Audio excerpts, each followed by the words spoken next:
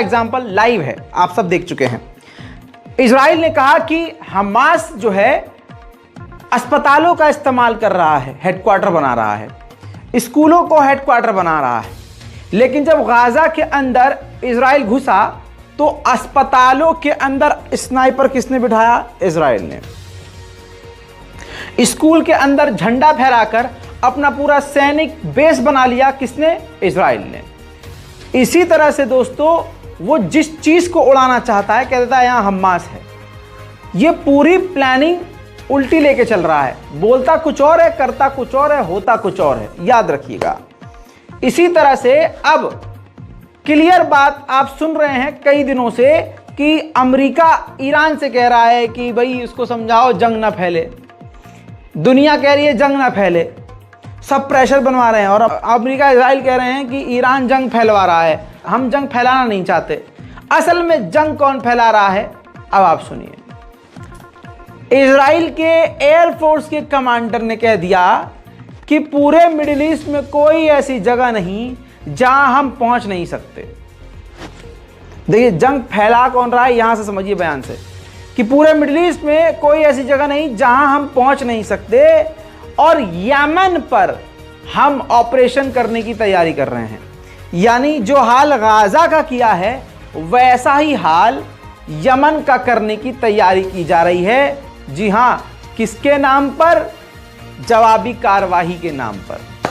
यानी ये greater Israel की तैयारी कर चुके हैं, पूरे मिडिल ईस्ट में जंग फैलाएंगे, कई सारे देशों से पंगा लेंगे, कई सारे अरब देशों को ये लपेटेंगे और इनको मालूम है कि यूरोप पूरा इनके साथ है।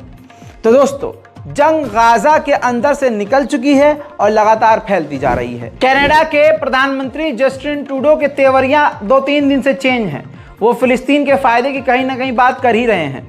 जस्टिन ट्रूडो ने फिर एक बड़ा बयान दिया और उन्होंने कहा कि जिस तरह से इजराइल ने हमास पर जवाबी कार्रवाई की, इस कार्रवाई के बाद जैसे आम लोग मारे गए और मारे जा रहे हैं और इजराइल का जो रुख है वो इलाके में शांति की संभावनाओं को, यानी शांति की उम्मीद को, अमन की उम्मीद को ख़त्म कर रही है। जो देश इजराइल के साथ खुलकर खड़े थे, कनाडा की तरह, फ्रांस की तरह, वो धीरे धीरे डगमगा गए हैं, क्योंकि वेस्ट बैंक और फिलिस्तीन के इलाकों में भी इसने कत्लेआम शुरू किया है। ताज़ा रिपोर्ट के अनुसार 206 वेस्ट बैंक में, बल्कि 206 से ज़्यादा फिलिस्तीनियों को वेस्ट बैंक यानी फिलिस्तीन के इलाके में 7 अक्टूबर से अब तक इजराइल कत्ल कर चुका है। मैं पिछले 15 दिन से ये बात बोल रहा हूँ कि खुलकर अमेरिका जैसे इजराइल के साथ है, वैसे जर्मनी भी अमेरिका से ज़्यादा बढ़कर इस वक्त इजराइल के साथ है।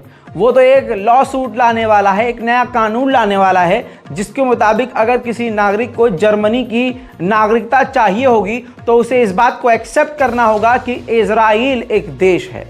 जी हाँ, इजराइल को देश की मान्यता देनी होगी, देश उसे मानना होगा। उधर यूरोपीय यूनियन के चीफ ने अमेरिका और इजराइल के ख्वाब को ठुकरा दिया है।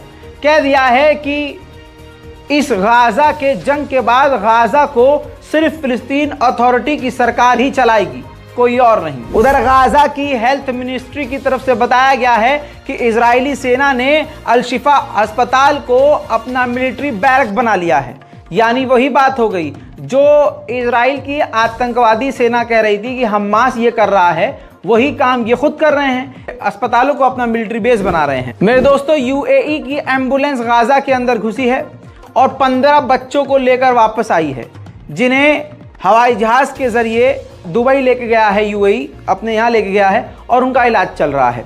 दुबई ने वादा किया था कि वो 1000 बच्चों का इलाज करेगा, तो उसने शुरुआत कर दी है। गाजा की मजलूमियत का अंदाजा इस प्रकार से लगा लीजिए कि इजराइल का सबसे बड़ा अखबार द टाइम्स ऑफ इजराइल लिख रहा है, हजारों अभी भी डेड बॉडीज गाजा वालों की मलबों के नीचे दबी हुई हैं और गाजा के लोग मलबा हाथ से हटाकर अपनों की लाशों को निकाल रहे हैं। बड़ी बात एक और बता दूं कि 6 और इजराइल के सैनिक वासिले जहन्नम हुए हैं, जी हाँ, मारे गए हैं, जिसके बाद इजराइल सैनिकों के मौत के आंकड़े 57 हो चुके हैं। इस जंग में सिर्फ ग्राउंड ऑपरेशन में 57 इजराइल के सैनिक वासिले जहन्नम हुए हैं।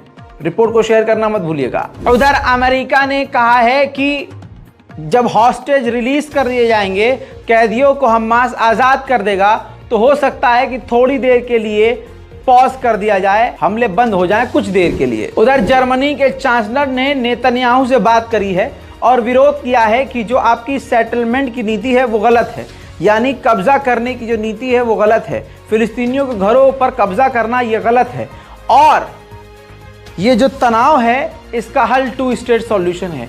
जब तक 2 स्टेट सॉल्यूशन नहीं होगा ये मामला शांत नहीं होगा। जॉर्डन के विदेश मंत्री ने कहा है कि जॉर्डन वो सब कुछ करेगा जिससे गाजा के फिलिस्तीन के लोगों को अपना मुल्क न छोड़ना पड़े, क्योंकि प्लान यही है इजराइलियों का कि गाजा के लोगों से, फिलिस्तीन के लोगों से उनकी ज़मीन खाली करवा ली जाए। वहीं सऊदी अरब के विदेश मंत्री ने बड़ा बयान देते हुए कहा है कि अगले हफ्ते हम चाइना पहुंचेंगे और ह्यूमैनिटेरियन पॉज के लिए, ह्यूमैनिटेरियन एड के लिए और जंग को रुकवाने के लिए चीन से बात करेंगे।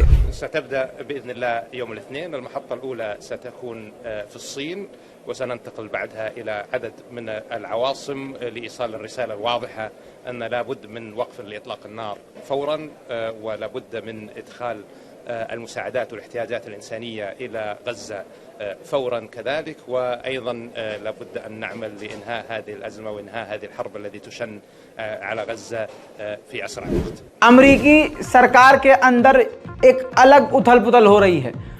बाइडेन की सरकार में अब ये बात हो रही है कि ये बात तो कंफर्म है कि नेतन्याहू जाने वाला है, नेतन्याहू को कोई रोक नहीं सकता, उसकी सरकार खत्म, वो पद से हटने वाला है। लेकिन इसके बाद हम इजराइल की सिचुएशन को कैसे कंट्रोल करेंगे और किसको बिठाना है, कैसे चलाना है, ये सब डिस्कशन अभी चल रहा है, जो कि अपने में एक बड़ा है, क्योंकि नेतन्याहू इस भ्रम में था कि इस जंग के चक्कर में मैं काफी लंबा समय टिका रहूंगा, लेकिन ऐसा हो नहीं रहा। उधर तुर्की के विदेश मंत्री ने मीडिया से कहा है कि हम कोशिश कर रहे हैं कि गाजा की घेराबंदी को तोड़वा दें और अगर ऐसा नहीं होता है तो हमारे पास और भी रास्ते हैं।